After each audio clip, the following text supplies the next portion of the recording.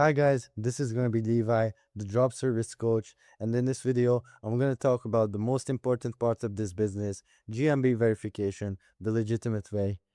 Verification is the one thing that decides whether any of this works or not. You can pick the perfect niche, build a beautiful website, set up flawless cost tracking systems. None of it actually matters if your profile is not verified. Unverified profile doesn't rank. It doesn't get calls, it doesn't make you any money. This is also where most people quit because they hit the wall and they can't really overstep it, right? I'm going to show you how to legitimately verify your business that doesn't put your whole portfolio at risk. The category that solves 90% of this. Most people don't realize this exists, and it would have saved them a massive headache. Google has a real built-in category for exactly this business model, a service area business. This is for a business that goes to the customer instead of the customer coming to you. Plumbers, HVAC, landscapers, detailers, cleaners. You set a service area instead of a public address, and you tell Google you don't have a storefront customer visit.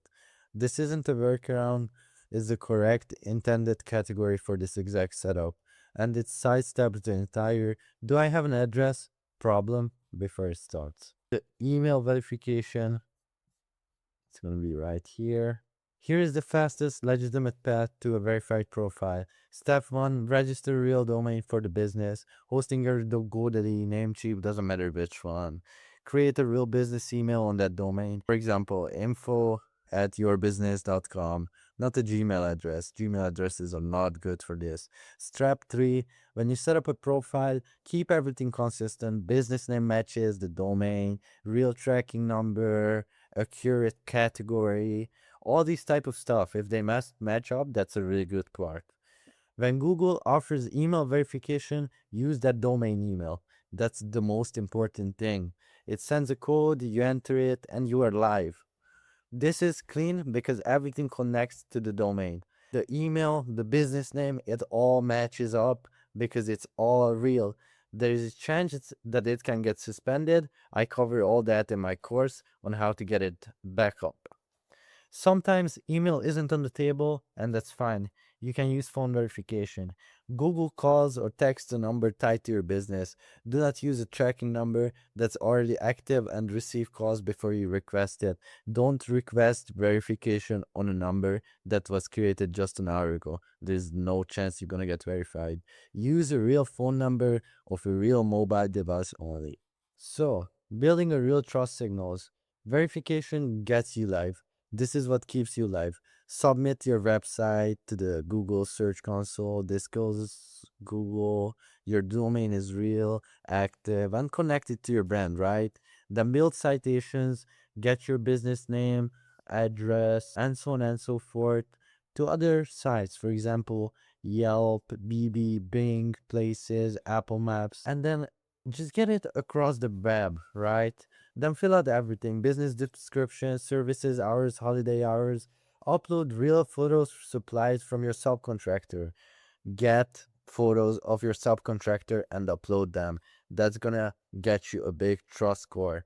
A complete profile with real photos looks like an operating business because it is. Warming a profile and avoiding suspension. A brand new profile that goes from zero to fully loaded overnight might look suspicious even when everything is absolutely legitimate. Let the profile age 7 to 14 days before any major edits. Upload photos for several years, not in one batch. Let your first few reviews come in naturally rather than just rushing it and going to 40, 50 reviews in a day. A few specific things to avoid regardless.